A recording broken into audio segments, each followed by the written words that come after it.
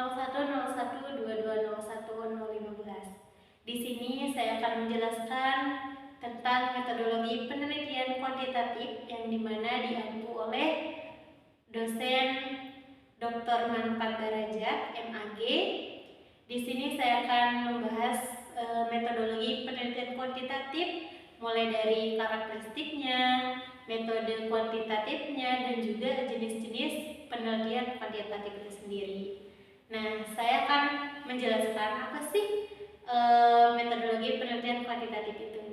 Tentu kita sudah tidak asing lagi mendengar istilah kuantitatif maupun kualitatif. Namun di sini saya akan menjelaskan atau memperdalam penjelasan dari metodologi kuantitatif itu sendiri.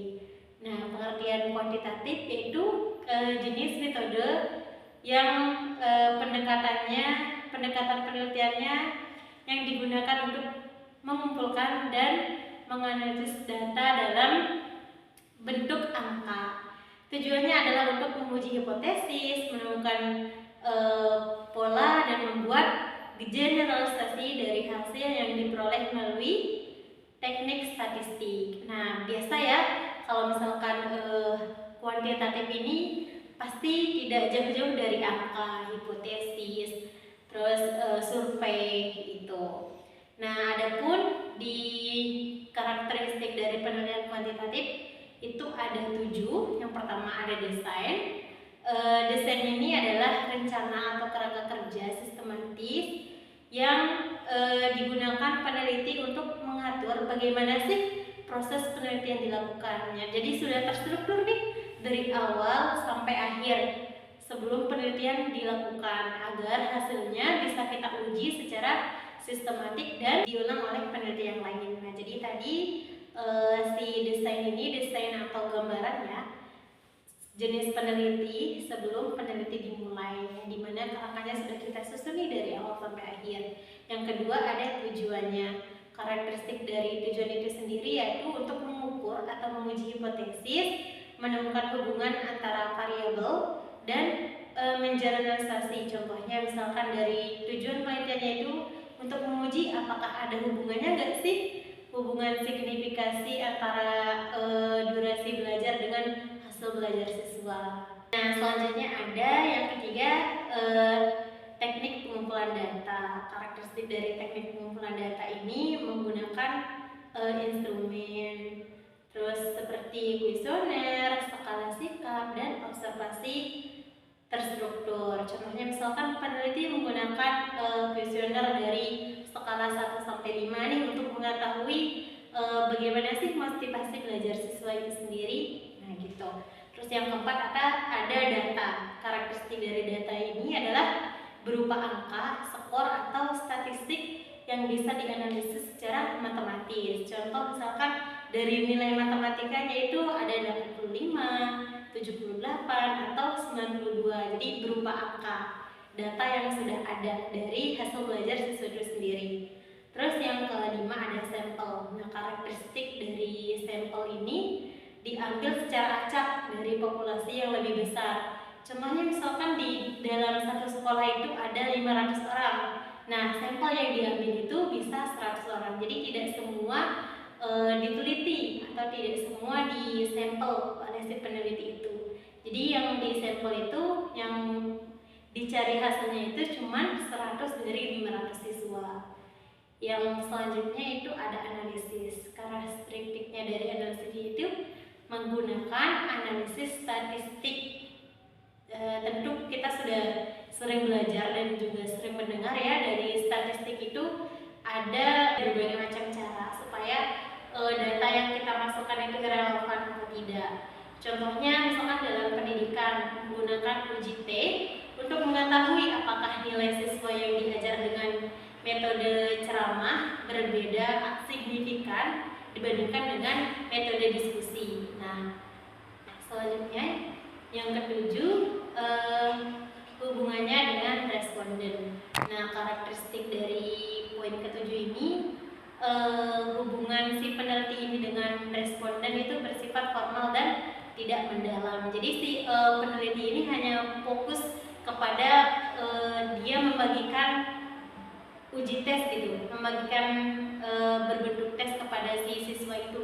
Jadi si peneliti ini nggak langsung meneliti satu orang secara individu, tetapi si peneliti ini hanya menunggu hasil tes dari si siswa yang diteliti itu.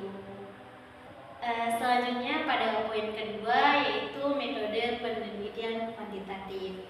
Yang pertama yang sudah saya jelaskan itu ada karakteristik dari metodologi penelitian kuantitatif, dan pembahasan yang kedua yaitu metode penelitian kuantitatif. Di sini ada 5 metode. Yang pertama ada eksperimen. Terus eksperimen ini penjelasan secara umumnya yaitu peneliti mengontrol dan memanipulasi variabel menggunakan kelompok eksperimen dan kontrol secara acak.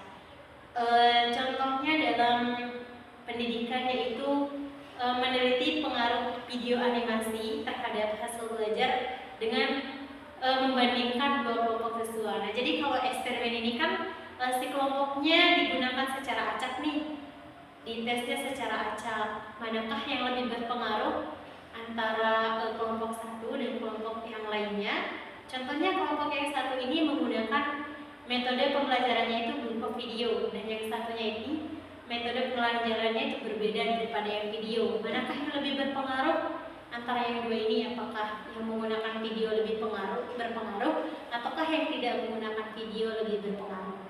Nah, selanjutnya yaitu ada kuasi eksperimen. Kuasi eksperimen ini tidak jauh berbeda dengan eksperimen itu sendiri.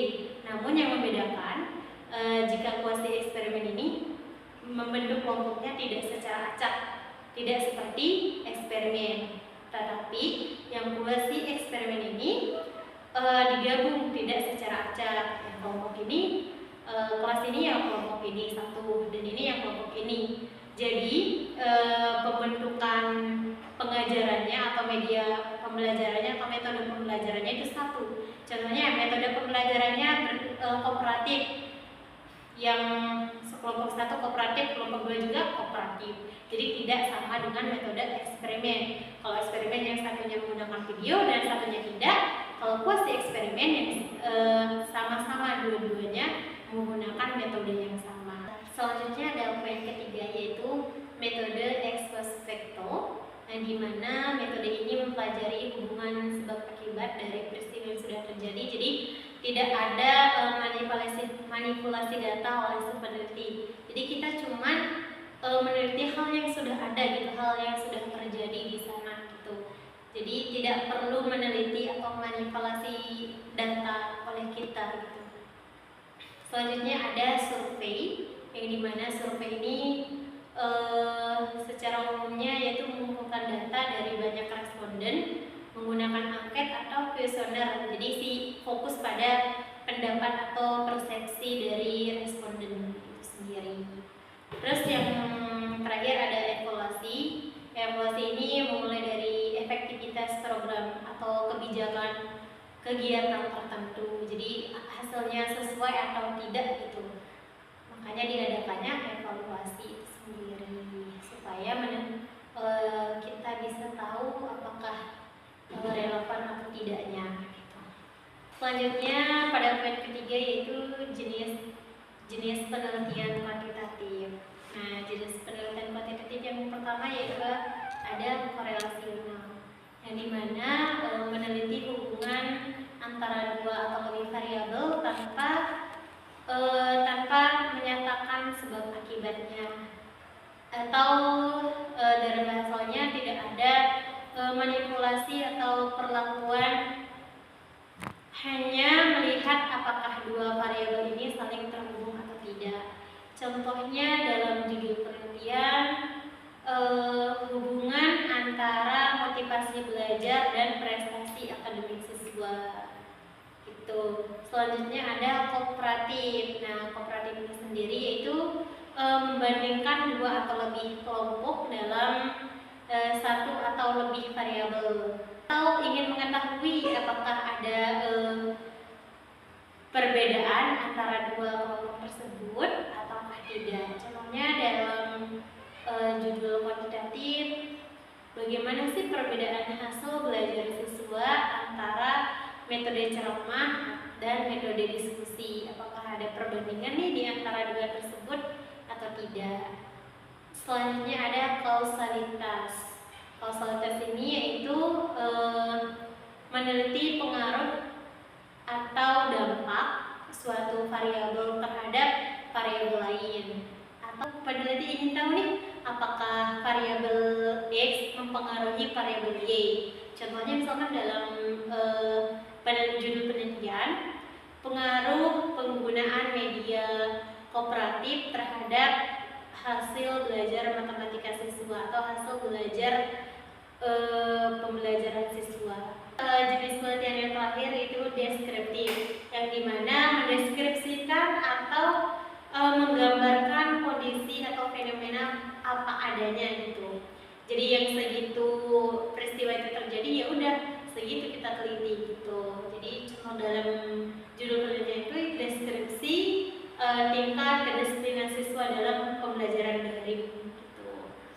Sekian presentasi dari saya. Maaf apabila banyak kekurangan. Assalamualaikum warahmatullahi wabarakatuh.